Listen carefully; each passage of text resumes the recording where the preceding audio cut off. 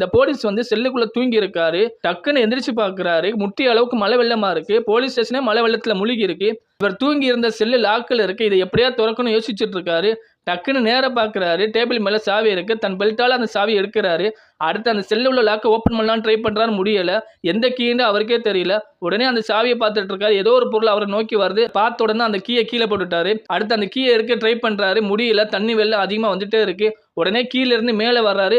பல்பை ஓப்பன் பண்ணி நம்ம வெளியில போயிடலாம் அப்படின்னு சொல்லி ட்ரை பண்றாரு. அவர்னால மூச்சு விட முடியல. கீழே வந்து ஒரு குழாய் மாதிரி எடுத்து மூச்சு விடுறாரு. அப்படியே என்ன செய்யறாருன்னா ட்ரை பண்ணி பார்த்து நம்ம வெளியில போயிடலாம் ட்ரை பண்ணி லாஸ்ட்டு கடைசியா வெளியில வந்துட்டாரு. உங்களுக்கு ஒரு ஹெல்ப் பண்ணணும்னு நினைச்சா இந்த விஷயத்தை பண்ணுங்க.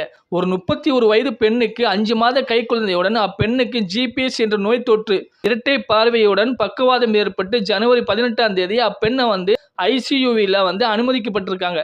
இதன் செலவு மட்டும் 8 லட்சத்திலிருந்து 10 லட்சம் வரைக்கும் செலவாகுமா. உங்களால் முடிஞ்ச அந்த ஹெல்ப் பண்ணுங்க.